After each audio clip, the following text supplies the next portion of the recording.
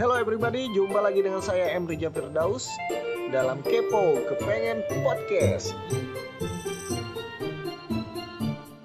Assalamualaikum warahmatullahi wabarakatuh. Jumpa lagi dengan saya Emrija Firdaus. Hari ini kita akan membahas tentang hal-hal yang berkaitan dengan sarjana S2 atau program S2 yang akan kita mulai dengan hal-hal berkaitan dengan mulai dari pendaftaran, kemudian lika-liku kuliahnya, dan kesulitan-kesulitannya. Hari ini saya ditemani oleh Dr. Gigi Yolanda yang sedang menempuh kuliah program S2 jurusan biologi oral dan imunologi kedokteran gigi. Mungkin perkenalkan diri dulu Dr. Yolanda. Halo. Halo, Assalamualaikum. Tadi udah bener nggak nih perkenalannya? Udah benar sih. Gimana kabarnya sekarang? Alhamdulillah baik-baik aja. Dokter Riza sendiri gimana? Alhamdulillah baik juga. Ini sekarang sedang sibuk apa nih? Sejujurnya sibuk tesis, tapi ya kesibukan dosen tidak bisa dikesampingkan.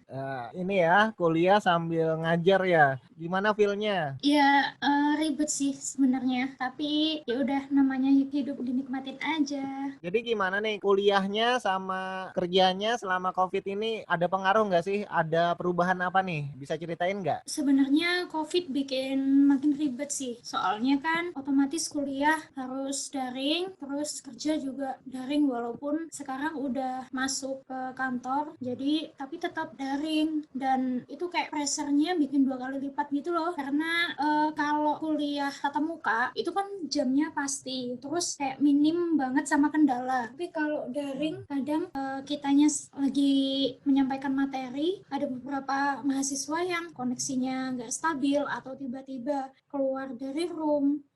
Itu sih yang bikin menghambat. Sama halnya kayak posisinya aku sebagai mahasiswa juga mengalami hal yang sama. Jadi kadang kayak tiba-tiba server down, dosen lagi jelasin, terus tiba-tiba suara beliau hilang. Ya gitu sih. Jadi ini dosen tapi juga tetap dikuliahin juga ya? Atau jadi Ya, mahasiswa juga ya? betul.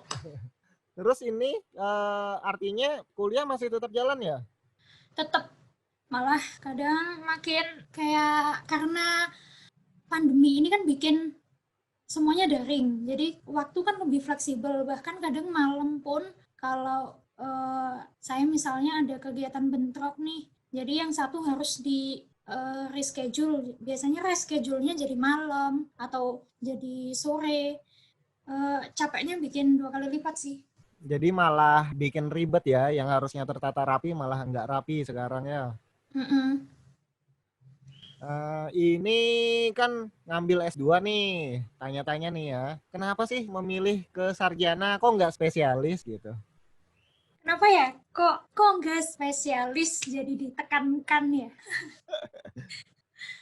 Ya seperti yang Dokter Riza tahu, sebenarnya sejak kita studi S1 ataupun koas beberapa waktu lalu, saya sejujurnya suka sama bedah mulut dan sukanya pakai banget. Nah, tapi ini nih yang mau saya highlight di sini nih. Jadi, keputusan sekolah ini terjadi setelah nikah. Nah, dan kebetulan saya kan dapat beasiswa nih dari tempat kerja.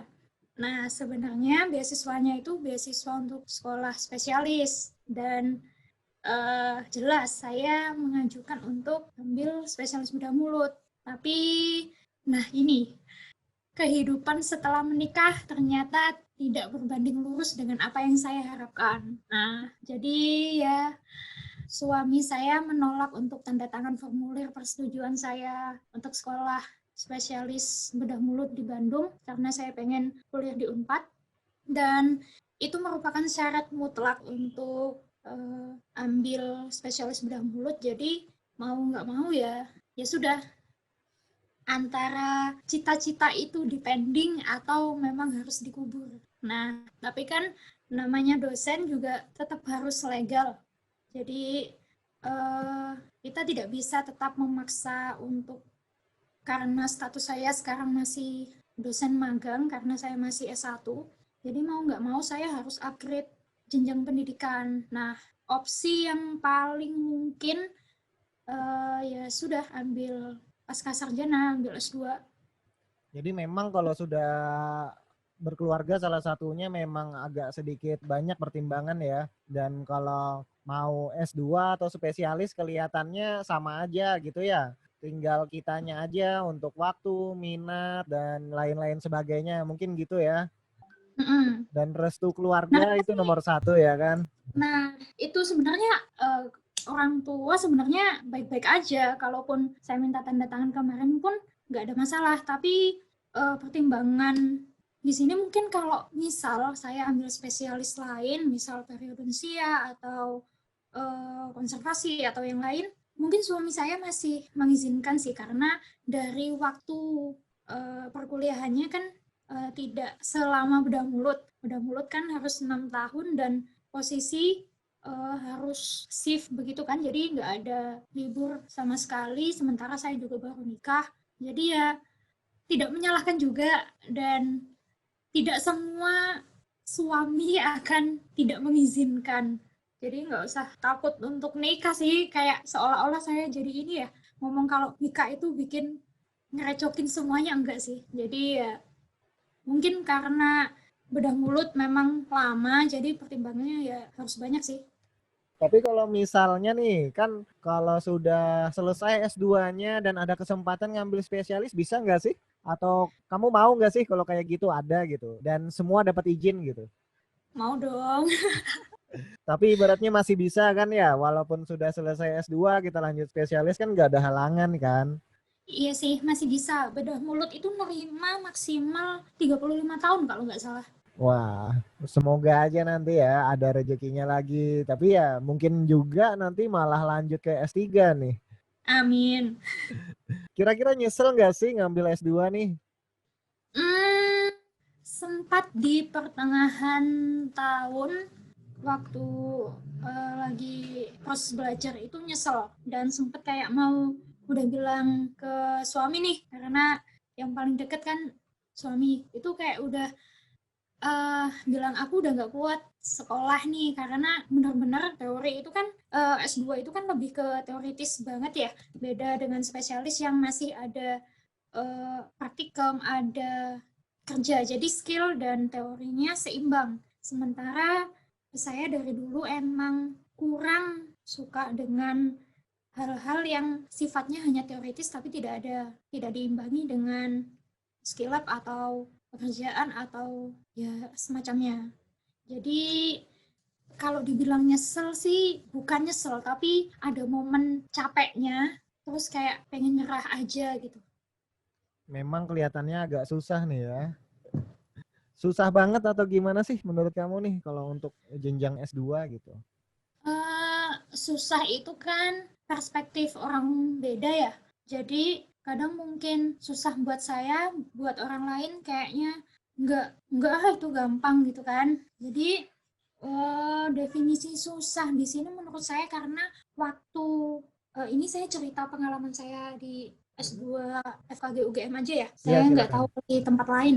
Jadi kalau S2 di FKG UGM itu dari hari Senin sampai Jumat itu full. Jadi dari jam 8 sampai jam 3, bahkan kadang ada waktu molor bisa sampai jam 4 kita masih ada di kampus. Dan benar-benar nggak ada jam kosong gitu loh. Jadi jam kosong cuma jam 12 sampai jam 1 untuk isoma. Dan eh, di selain waktu yang banyak menghabiskan energi itu, S2 itu kan fokusnya ada ditekankan di analisis. Jadi kita itu dituntut, kalau mungkin dulu zaman S1 kita diajarkan untuk ini loh definisinya, ini loh macam-macamnya, ini seperti ini seperti ini. Tapi di S2 itu lebih ke bagaimana kita bisa mengkorelasikan antara satu kejadian dengan kejadian lain. Jadi yang bikin susah sih di situ sebenarnya. Jadi ketika kita tidak paham satu poin, untuk menganalisisnya jadi agak lebih rumit. Nah, lebih susahnya di situ. Jadi kalau dibandingkan S1 nih, itu jadinya lebih susah S2 ya. Padahal kalau kita denger-denger dulu nih, enakan S2, kuliahnya jarang, gitu-gitulah pokoknya. Jadi malah susah S2 ya sebenarnya ya. Hmm, nggak tahu ya kalau di tempat lain, tetap. Tapi di tempat saya itu, karena mungkin waktunya, saya juga dulu ekspektasinya S2 itu kan cuma 2 tahun, terus pelajarannya nggak sebanyak di S1, terus kabarnya kuliahnya santai, dan seterusnya. Ternyata begitu saya terjun langsung ke pascasarjana ini, ternyata bahkan saya kayak sering ngerasa, mana sih eh, waktu yang katanya bisa main-main di tengah kuliah, terus bisa santai-santai nongkrong kayak gitu, hampir itu nggak ada sama sekali. Bahkan saya ngerasa 24 jam itu kurang loh sejak kuliah S2 nih. Lumayan ya ternyata ya bebannya. Mungkin ada beberapa departemen yang mungkin agak lebih mudah untuk S2-nya ya. Atau mungkin juga itu cuman gosip-gosipnya aja ya. Ya mungkin gitu sih, karena kan kebetulan memang minat yang saya ambil ini bebannya sedikit lebih berat. Mungkin mungkin yang di minat yang lain juga sama beratnya, tetapi karena yang saya pelajari ini kompleks seperti yang tadi disampaikan oleh Dr. Riza, kan minat saya biologi oral dan imunologi kedokteran gigi, jadi membahas imun saja sudah cukup ribet, ditambah lagi harus saya mempelajari biologi oral, jadi ya itu. Lumayan susah ya. Nah, ini kan banyak nih pilihan sebenarnya S2. Kenapa kok memilih S2 biologi oral dan imunologi kedokteran gigi di antara yang lain nih? Oh ya, sekalian jelasin ya, kalau di FKG UGM tuh pasca sarjananya untuk yang S2 itu ada 4 minat. Iya. Jadi ada biologi oral dan imunologi kedokteran gigi, kemudian ada biomaterial kedokteran gigi, ada promkes, farmasi kesehatan, yang di FKG UGM itu namanya MKGPP. Jadi saya panjangannya agak lupa, tapi yang jelas minat itu berkecimpung di promosi kesehatan, dan yang terakhir itu ada manajemen tentang ya apa ya, manajemen tentang kesehatan masyarakat gitulah. Jadi lebih ke manajemennya, kalau yang tadi lebih ke promkesnya. Nah, kenapa saya dari 4 itu ambil biologi oral? Jadi ceritanya waktu itu saya kan masih belum ikhlas nih ngelepas bedah mulut.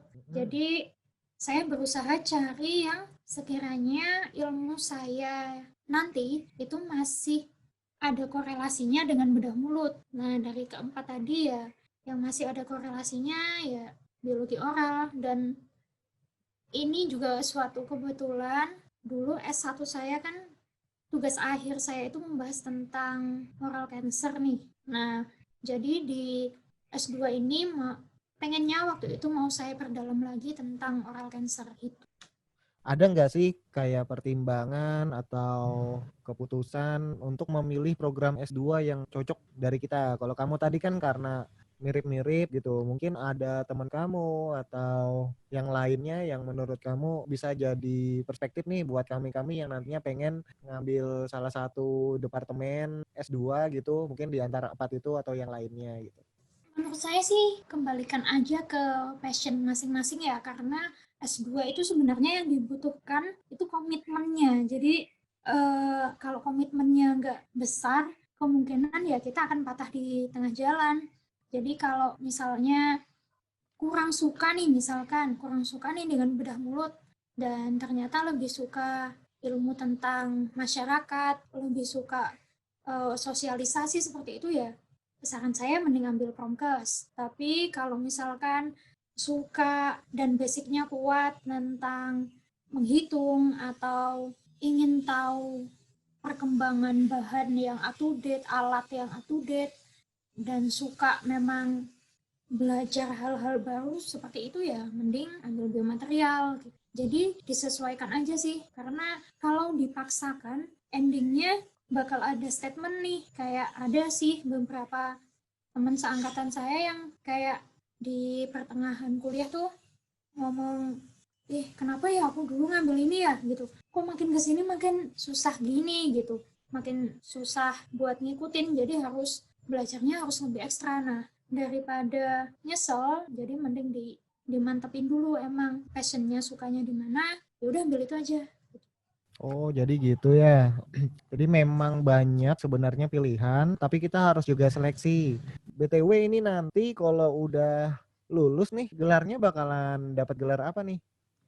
Magister Dental Science, karena di UGM semuanya disetarakan pakai gelar yang berbahasa asing.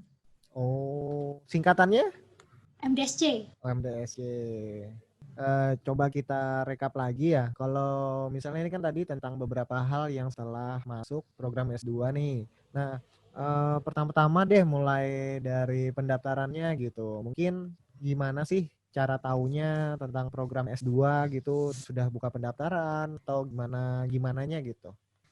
Sebenarnya sama sih kayak kita daftar kuliah gitu ya. Jadi kalau di Pascasarjana itu beberapa universitas itu membuka 1 tahun 2 kali. Jadi ada di semester ganjil dan ada di semester genap. Nah, jadi kalau kita memang punya keinginan untuk lanjut sekolah Pascasarjana, di waktu menjelang buka pendaftaran itu kan biasanya semester genap itu biasanya bulan September ya. Jadi jauh-jauh hari sebelum itu update aja di di website resmi universitas yang pengen dituju. Kalau di UGM bisa ke linknya um.ugm.ac.id. Nah, di situ nanti bakal jelas banget nih informasinya kapan buka pendaftarannya, kemudian syaratnya apa aja, dan lain-lain. Kalaupun ketinggalan di misalkan nih September nih ada, terus saya baru bukanya bulan Juli atau bulan Agustus, biasanya kan udah tutup tuh pendaftarannya. Nah, itu nggak usah bingung karena kadang biasanya ada bukaan pendaftaran lagi di semester berikutnya. Jadi sekitar bulan Februari itu dimulai, jadi pendaftarannya ya sebelum Januari itu. Jadi ada gelombang-gelombangnya gitu ya. Kalau misalnya kayak SMPTN gitu nggak sih? Kayak ada jalur mandiri, jalur prestasi, dan lain-lain gitu. Kalau di Pascasarjana yang setahu saya memang ada sih yang kayak jalur kerjasama, kemudian jalur mandiri, terus yang jalur beasiswa. Jadi yang kerjasama itu yang antar institusi atau antar misalkan eh, kerjasama dengan puskesmas atau yang apa gitu ya. Kalau yang mandiri ya ya udah yang daftar seperti biasa. Kalau yang beasiswa itu ada banyak. Jadi seperti saya ini istilahnya beasiswa tugas belajar. Kemudian ada teman seangkatan saya yang lolos beasiswa dari pemerintah. Nah, ini sekalian info nih. Siapa tahu ada yang belum tahu banyak. Jadi ketika lulus S1 itu ada program namanya PMDSU. Nah, PMDSU ini itu program fast track. Jadi S2 dan S3 itu ditempuh dalam waktu 4 tahun. Dan itu beasiswanya dari pemerintah. Jadi untuk kalau normal nih S2 kan 2 tahun. Nah, kalau yang PMDSU nanti cuma 1 tahun dan 3 tahun sisanya nanti S3-nya. Tuh. Mantap banget ya. Dulu susah banget nih nyari info kayak gini. Menurut kamu nih ya, susah nggak sih masuk pasca sarjana itu? Susah banget sih. Jadi uh, namanya juga kuliah ya kan pasti ada seleksi masuk. Nah, seleksi masuknya ya seperti kita tahu karena UGM itu udah punya nama dan sering masuk jajaran kampus terbaik. Jadi memang benar-benar selektif sekali dalam menerima mahasiswa. Jadi kemarin itu saya sempat ada kuliah dari salah satu dosen yang beliau itu ternyata tim yang bertugas untuk membuat soal dan menyiapkan segala hal yang berkaitan dengan seleksi masuk mahasiswa baik S1 ataupun pasca sarjana. Nah, dari situ beliau menyampaikan bahwa memang di tempat saya belajar sekarang itu selalu diupdate soal-soalnya disesuaikan dengan perkembangan saat ini. Jadi memang kalau di tempat saya itu seleksinya ada 3, jadi ada tes TPA, kemudian ada tes bahasa Inggris, dan yang terakhir ini wawancara. Jadi untuk yang TPA ini sama sih sama susahnya kayak TPA yang di luar. Jadi kalau di UGM itu istilahnya PAPS, itu masing-masing dari derajat yang diambil itu beda. Jadi misalkan antara S2 dengan spesialis atau S2 dengan S1 itu skornya nanti beda, dan untuk skor masuk dan skor keluarnya nanti itu ada perbedaan juga tergantung dari prodi. Biasanya untuk yang skor keluarnya nanti ketika lulus itu lebih tinggi dibanding skor masuknya. Jadi bisa masuk nanti ya tetap harus belajar lagi untuk bisa keluar gitu. Tuh. Nah, dari 3 tes tadi menurutmu yang paling susah itu yang mana sih? Yang paling gampang aja ya. Yang paling gampang. Ya, boleh. Karena semuanya susah. Yang paling gampang wawancara sih, karena wawancara kan cuma konfirmasi bahwa data kita yang disubmit itu benar. Kemudian sebenarnya wawancara itu lebih ke ini sih, ngetes ininya. Jadi benar-benar kita niat gak sih mau masuk ke ini, apakah ke pasca sarjana, apa karena paksaan atau karena memang keinginan sendiri. Dan enaknya di tempat saya sekarang itu, jadi sejak awal itu kami sudah diminta untuk memantapkan. Jadi gini, kan di pasca sarjana di minat saya itu kan ada banyak nih pelajaran atau teori yang diberikan. Tapi di UGM itu diharapkan masing-masing mahasiswa itu punya satu topik yang memang bisa dipahami lebih dalam dibanding topik yang lain gitu. Nah, di situ nanti waktu wawancara itu nanti kita ditanyain nanti rencana tesisnya mau apa, karena kita kan waktu daftar itu juga diminta seperti proposal untuk ini ya, draft rencana tesis begitu. Nah, nanti di situ itu diklarifikasi kenapa kok proposalnya mengajukan ini, memang punya keinginan untuk di topik ini kah, ya kayak gitu sih. Kalau yang dua tadi, yang PAPS dan ASEP atau yang bahasa Inggris tadi, itu sulit karena yang saya kemarin kebagian PAPS-nya yang ini ya, yang PPT, yang paper base. Dan di tempat saya itu ada dua, ada yang PPT, ada yang CBT. Nah, kalau yang PPT masih enak nih, masih bisa coret-coret gitu-gitu kan. Kalau yang CBT itu kayaknya lebih, terus ketika kita berhadapan dengan teknologi kan biasanya ada parno tersendiri kan ya. Ya, Nah, kalau yang di bahasa Inggrisnya, sebetulnya sebelum saya ikut tes itu saya sempat ikut tes TOEFL di tempat lain. Nah, saya pikir kan tes bahasa Inggris atau TOEFL ya seperti itu gitu, karena itu pakemnya memang biasanya seperti itu. Jadi sebelumnya itu saya mengikuti tes itu hanya ada tiga stase. Nah, ternyata kalau di FKG UGM itu ada 5 stase. Jadi ya bayangin aja dalam waktu yang sesingkat itu harus mengerjakan 5 stase. Jadi ya kadang tiba-tiba blank konsentrasi gitu loh. jadi kalau tadi saya simpulkan nih, artinya butuh persiapan yang matang ya, prepare banget. Apalagi tadi baru masuk udah ditanyain kira-kira mau ngambil tesis apa ya, luar biasa. Ya benar. Itu banyak nggak sih saingannya gitu? Dan yang diterima biasanya terbatas atau gimana gitu? Untuk saingan sih nggak sebanyak spesialis ya. Jadi kan untuk yang masuk pasca sarjana itu kan nanti memang pengennya jadi dosen atau ingin daftar PNS dengan yang dibuka lowongannya S2 seperti itu ya. Jadi kalau saingan saya rasa nggak seberat ini sih, nggak seberat spesialis.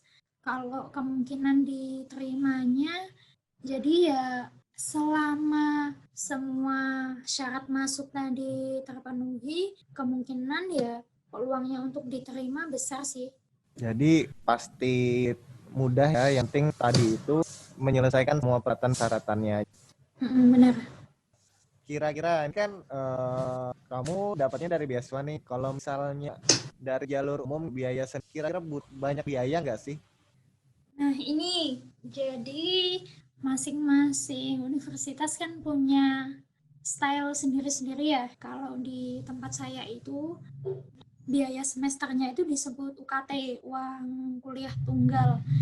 Jadi semua pengeluaran yang akan kita bayarkan ketika studi itu akan di total kemudian dibagi gitu loh. Jadi kita bayarnya ya hanya satu kali tiap semester itu. Jadi kalaupun ada kegiatan lain, kita tidak perlu mengeluarkan uang lagi. Nah, untuk kira-kira misalnya di awal sampai bakalan jutaan apa puluhan atau rat-ratusan? puluhan sih. Jadi seperti yang ada di website untuk Pascasarjana itu UKT-nya per semester 13 juta. Dan udah memang ya udah 13 juta, kita nggak perlu keluar uang lagi. Jadi yang di total aja 13 juta kali 4 kalau kita on time. Itu tiap kampus berbeda ya, jadi.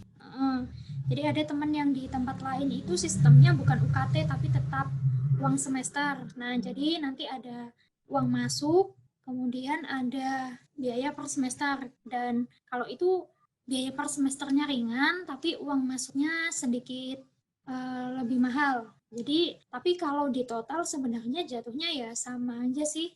Jadi lumayan juga ya kalau misalnya harus bukan hanya tadi pengetahuan, juga uang ya. Ya, karena itu belum include tesis. Belum include tesis. Kalau praktek-praktikum gitu, sudah termasuk apa belum kira-kira? Kalau praktikum udah termasuk. Jadi ada ini ya di Pascasarjana itu ada pengabdian masyarakat kalau di tempat saya. Nah, dan itu masuk syarat kelulusan. Jadi untuk lulus untuk bisa yudisium saya harus pernah ikut pengabdian masyarakat sebanyak 2 kali. Nah, dan untuk biaya pengabdian masyarakatnya itu ya include uang kuliah tunggal tadi, jadi kita nggak perlu keluar uang lagi sih. Ya cuma keluar uangnya buat tesis aja, jadi dan itu pun juga nggak seserem itu sih, pintar-pintarnya kita aja cari relasi. Jadi kalau S2 itu sama aja, kita tetap harus punya koneksi ke banyak pihak karena dari beliau-beliau nanti kita akan banyak dapat informasi. Seperti kemarin sebenarnya saya dapat hibah, mau mengajukan hibah ke UGM, tapi karena waktu itu saya terlambat cari informasi jadi terpaksa batal, dan ini masih nunggu lagi sih ada beasiswa hibah lagi. Jadi kalau dapat hibah kan lumayan ya, kita bisa di cover walaupun tidak semuanya sih. Nih misalnya kan udah lolos nih pendaftaran semuanya gitu. Mungkin bisa ceritain nggak sih dari mulai awal masuk nanti kira-kira sampai terakhir tuh ngapain aja? Mungkin apa ada ospek, terus ceritain dong semester 1, 2, 3 dan lain-lainnya gitu. Kan tadi juga ada pengabdian, itu modelnya gimana gitu. Mungkin ya inti-intinya aja deh gitu sekitar kuliah kamu di bidang biologi oral dan imunologi.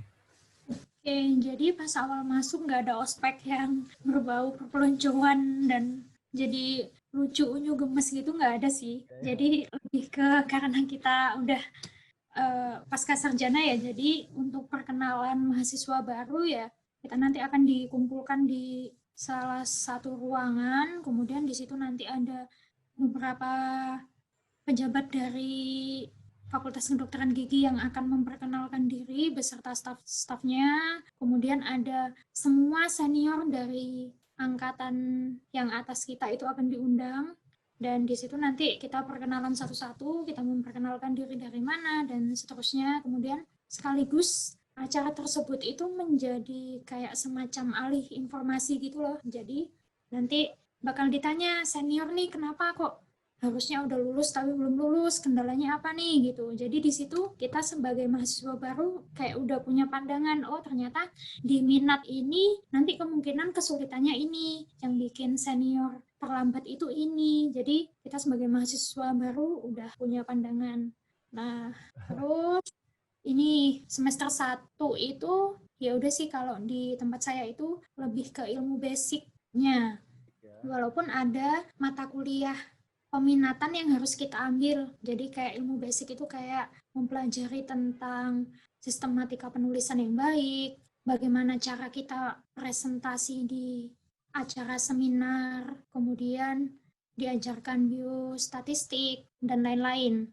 Nah, dan di situ biasanya banyak selingan ini. Jadi di tempat saya itu sering sekali mendatangkan narasumber dari berbagai negara. Nah, jadi kita wajib nih ikut kuliah umum. Jadi kalau misalkan ada profesor dari Jepang dengan tema ini, nanti kita wajib ikut. Nah, seperti itu. Kemudian nanti juga ada pengabdian masyarakat. Kalau kemarin pengabdian masyarakat kita itu karena kerjasama dengan salah satu brand yang saya sensor saja ya. Ya, Nah, nggak apa-apa. itu jadi kita sama sih kayak kita bakti sosial ke SD, kemudian ada pemeriksaan gigi berkala, dan ada tindakan yang sederhana seperti itu. Kemudian itu di semester 1 seperti itu. Untuk yang di semester 2 itu benar-benar udah full di mata kuliah yang kita ambil. Jadi kalau saya di biologi oral dan imunologi, ya semester 2 itu intinya semua mata kuliah yang saya ambil tentang hal tersebut. Jadi sudah nggak ada lagi materi basic, dan ketika semester 2 itu kita sudah berpisah dengan teman-teman angkatan. Jadi yang 4 minat tadi sudah kelas sendiri-sendiri. Kalau yang masih semester 1 itu mata kuliah basicnya bareng. Jadi masih rame-rame. Kecuali mata kuliah peminatan tadi yang kita ambil itu kita biasanya kuliah departemen. Nah, untuk alhamdulillah nih di semester 1-2 kemarin lancar, nggak ada kendala. Jadi mata kuliah yang saya tempuh sudah komplit. Jadi untuk yang semester 3 dan 4 ini tinggal tesis aja sih. Oh, jadi 3-4 itu fokus ya? Iya, jadi ya asal di yang semester 1 dan semester 2-nya nggak ada kendala. Ini ya yang harus digarisbawah ya, nggak semuanya S2 atau pasca sarjana itu auto lulus dengan mudah. Kalau di tempat saya itu jangan berharap. Jadi ya kita tetap ada yang nggak lulus gitu. Jadi ya harus ngulang di tahun berikutnya. Nah, kalau kejadian itu terjadi ya berarti kita masih ada tanggungan. Tapi kalau untuk yang semester 1-2-nya nggak ada kendala, ya untuk semester 3 bisa ambil proposal tesis, untuk yang 4-nya bisa ambil tesis gitu. Jadi modelnya masih sama kayak program S1 ya. Nih kira-kira kalau kamu nih satu kelas ada berapa orang? Kebetulan di tempat saya itu kemarin, jadi kan masih buka dua gelombang yang semester ganjil dan genap waktu tahun saya masuk. Nah, itu satu angkatan itu harusnya 8 orang. Nah, tapi 8 atau 9 gitu. Jadi ada 2 orang yang gagal verifikasi, jadi terlambat untuk verifikasi dan akhirnya nggak lolos. Jadi terpaksa kemarin itu kami berjalan hanya 7 orang. Untuk yang sebelum-sebelumnya lumayan banyak sih, bisa sampai 15 dan seterusnya. Jadi 15, angkatan paling banyak berapa nih? Saya kira 30 loh. Sejauh yang saya tahu ya, senior saya kan cuma ada 2 angkatan nih, 2 atau 3 angkatan.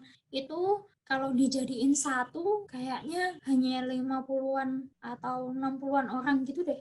Jadi memang terbatas ya yang ngambil 2 kadang ya masih. Ya, Iya, terus usia mereka itu teman-teman kamu ada yang muda juga atau senior semua nih? definisi senior nih apa ya? Bisa jadi aku dianggap senior nih. Untuk ini ya, usia kalau di angkatan saya kebetulan ada yang fresh graduate, jadi masih ada yang jadi kan saya setelah lulus magang dulu, jadi dosen magang itu kan 1 tahun, kemudian saya baru sekolah nih. Nah, untuk teman seangkatan saya itu ada yang benar-benar fresh graduate baru lulus, ada yang lulus D4. Oh ya, dari D4 itu bisa loh langsung ambil S2. Jadi D4 itu setara S1 juga gitu ya? Ya, tapi nanti ada program matrikulasi dulu sebelum kita ini. Jadi ikut matrikulasi dulu, setelah itu ada seleksi di matrikulasinya, sambil ada proses matrikulasi itu bisa ikut ini seleksi masuknya. Jadi ada double test begitu kalau yang dari D4. Ini baru tahu loh, nggak ibaratnya kan untuk di kuliah kita dulu juga nggak dijelasin gitu ya. Ternyata untuk D4 bisa juga langsung ke S2 tapi lewat matrikulasi dulu ya. Nah, karena fresh graduate jadi ya masih muda-muda sih, tapi ada beberapa senior saya yang memang beliau tugas belajar, kemudian atau dari puskesmas atau dari dinkes, seperti itu memang ada yang umurnya jauh lebih senior dibanding saya dan teman-teman ada, tapi masih muda-muda sih. Eh, Nah, ini nih pertanyaan yang penting nih. Dosennya sangar-sangar nggak sih kayak S1? Sangar nih apa ya? Kejam lah, kejam. Kejam sih, kejam ini ya. Kalau di beberapa momen yang saya ingat itu sebenarnya bukan kejam yang kejam verbal atau kejam tindakan gitu, bukan sih. Tapi lebih ke memang karena di awal-awal terutama ya, karena di awal-awal itu mindset saya itu kan masih ya udah kuliah, kuliah lagi gitu kan, kuliah lagi dan kemungkinan gak jauh-jauh beda sama kuliah kedokteran saya sebelumnya gitu kan. Ternyata S2 ini merubah semua pola pikir saya sih sejauh ini. Jadi kita itu selain dibimbing teori, tapi kita juga dibimbing bagaimana cara jadi dosen yang baik, bagaimana cara kita menjelaskan ke mahasiswa, dan seperti itu. Dan ada beberapa di antaranya yang memang beliau-beliau itu menyampaikannya dengan cara yang tidak biasa. Jadi seperti misalkan ini seharusnya tidak seperti ini. Kamu itu sekarang sedang ada di tahap S2. Jadi yang disampaikan nanti itu yang lebih dalam. Jadi jangan lebih superficial. Nah, kadang ketika kita sudah capek atau mood lagi sedang kurang baik dengan statement seperti itu kan kita kadang menganggap ini kok kejam ya gitu. Padahal kita sudah usaha untuk menyampaikan sedalam mungkin tapi ternyata masih dianggap superficial. Nah, lebih ke arah situ sih, bukan sangar kejem ini gitu, lebih ke arah disiplin, terus me, me- ya udah menata pola pikir kita supaya lebih sistematis, lebih memang on the track gitu loh. Pasnya S2 ini lebih dewasa dibandingkan S1 ya. Apalagi khusus buat teman-teman yang melanjutkan ke dosen ya, karena bakalan mendik lagi ya. Betul.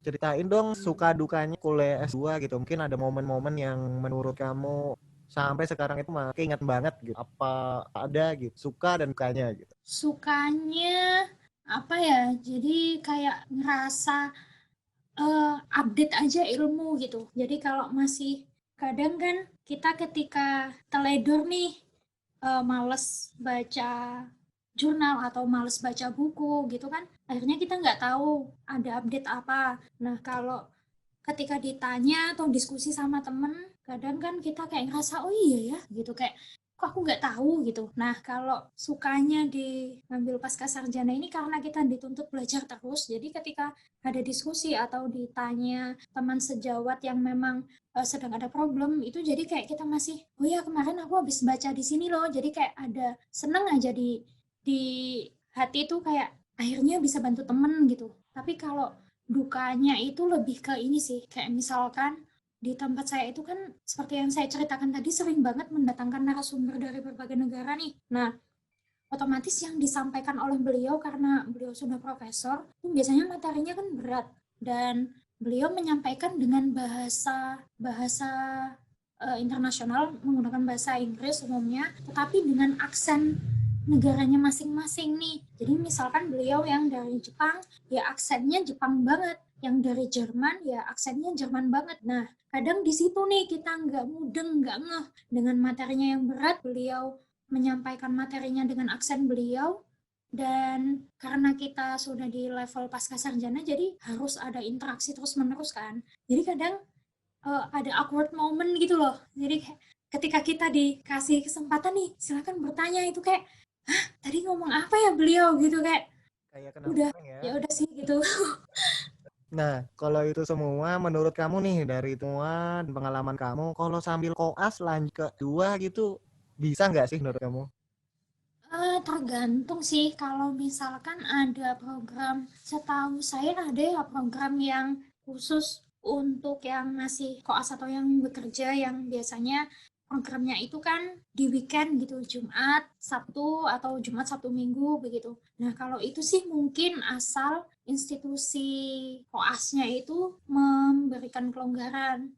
Nah, tapi kalau yang sistem seperti saya ini sepertinya nggak bisa, karena ya memang jadwal saya Senin sampai Jumat itu benar-benar full sih. Jadi dan itu pagi sampai sore. Jadi nggak bisa ini nggak bakal bisa bagi waktu. Tapi mungkin di tempat lain ada yang lebih fleksibel atau ada waktu weekend gitu, saya rasa masih bisa-bisa aja. Jadi kalau waktu weekend tuh lebih mudah ya, mendingan. Tapi kalau misalnya tanpa waktu weekend sambil koas, menurut kamu bakalan nggak kuat kelihatannya ya? Bukan nggak kuat sih, tapi ininya manajemen waktunya yang agak susah. Dulu kan kalau nggak salah Dokter Riza pengen ya ngambil S2 di salah satu program studi di kota sebelah ya. Sambil Tapi koas. akhirnya iya sambil koas akhirnya dibatalkan karena memang ya begitulah drama koas dengan keriuhannya, kemudian masih ditambah pasca sarjana yang juga tidak mudah ya. Menurut saya kalau jalan barengan sih agak susah, kecuali kalau ini aja, kalau mau menghemat menghemat usia nih bisa ikut double degree jadi atau PMDSU tadi. Kalau yang double degree itu ada beberapa universitas yang membuka pendaftaran spesialis sekaligus S2 dan itu jalan berbarengan. Oh iya, itu program yang baru ya dan solusi juga ya buat teman-temannya. Nah, itu bisa jadi solusi sih. Jadi, begitu lulus nanti sudah punya gelar spesialis dan gelar S2. Karena untuk kriteria menjadi dosen, semakin lama akan semakin diupdate dan kemungkinan yang bisa mengajar ya yang punya legalitas sebagai dosen, yang punya NIDN, begitu. Jadi, kalau bisa double degree ya, menurut saya diambil aja sih. Mantap lagi ya. Nah, ini kalau misalnya nanti kamu dikasih pilihan nih, ngambil lanjut S3 atau spesialis, kamu mau pilih yang mana nih? Harus ya milih. Kalau ini ya, kalau dari hati banget nih, kalau dari hati banget ya jelas ambil spesialis bedah mulut lah. Tapi kalau makin kesini kan pikiran tuh makin rasional gitu ya, mikirnya makin logis gitu ya, kayaknya ya udah sih ini aja ambil S3 aja, kemungkinan kalau ada rezeki. Karena kalaupun nanti ambil spesialis, takutnya eh, punya anak nih, ntar anaknya lupa sama ibunya nih, ditinggal sekolah. Udah mulut 6 tahun lagi. Kira-kira nih, kasih dong saran-saran buat teman-teman yang mau ngelanjutin ke program pasca sarjana, apa aja yang perlu perhatiin buat teman-teman gitu. Sebenarnya beberapa waktu lalu itu banyak sih yang DM saya minta info tentang seluk-beluknya pasca sarjana ya. Jadi kalau menurut saya kalau emang mau masuk pasca sarjana itu yang pertama sih dikuatin bener niatnya, komitmennya. Kalau emang udah kayak udah nih fix nih. Terus selain itu juga punya tujuan ininya setelah lulus itu udah punya, aku setelah lulus mau ke sini nih, mau ke sini. Karena kalau kita sekolah S2 tanpa tujuan itu menurut saya sih kurang kurang greget gitu ya. Kayak iya, jadi ibaratkan saya sukanya praktek, saya punya cita-cita buat punya klinik di beberapa wilayah dan lain-lain. Ya, kalau menurut saya ini sih kurang greget aja kalau ambil S2. Kecuali ngambil S2-nya yang tentang manajemen mungkin masih ini ya. Nah, selain niat, tujuan, kemudian ini sih persiapan. Jangan nekat kalau memang kita harus paham dulu nih sama kemampuan diri sendiri. Kayak misalkan saya mungkin saya di beberapa event mungkin diminta untuk menjadi wakil untuk menyampaikan pendapat dalam bahasa Inggris atau yang lain. Tetapi saya menyadari bahwa kemampuan structure saya, kemampuan bahasa Inggris dari structure itu kurang. Jadi mungkin saya bisa speaking tapi saya kurang di penulisan. Nah, dari situ itu yang harus disiapkan. Kemudian kalau tes potensi akademik kan sebenarnya itu nggak bisa dipelajarin ya karena itu memang potensi dari kita. Ya gimana caranya buat mengimprove aja sih. Kalau memang sering-sering latihan soal begitu. Terus ada lagi? Apa ya? Ya itu sih passionnya di mana, ngambil sesuai passion aja gitu. Itu aja udah banyak dan inti tuh harus tahu juga kekurangan sama kelebihan ya dari kita Nah, masing-masing ya tentu. Nah, bisa ceritain dong apa aja lagi nih impian dan harapannya setelah program pasca sarjananya nih. impian apa ya? Dokter Riza tahu sendiri ya, saya sejak zaman kuliah kan bukan tipe yang Bermimpi ya. bukan tipe pemimpi yang terlalu jauh, tapi ada yang short ini gitu, short dream gitu ada sih. Apa nih? Dan itu sering tiba-tiba gitu munculnya. Sekarang kalau dalam waktu dekat sih memang sebenarnya saya pengen lanjut S3, tapi nggak di Indo gitu. Ini ya. Pengen aja kayak, karena dosen-dosen saya itu memang lulusan dari luar semua, jadi ada yang dari Jepang, ada Australia, dan beliau selalu menceritakan proses belajar beliau di sana bagaimana, keuntungan kelebihannya belajar di LN itu bagaimana. Dari situ kayak mulai, oh ya kayaknya seru nih gitu. Kalau harapannya ya semoga ada yang mendanai.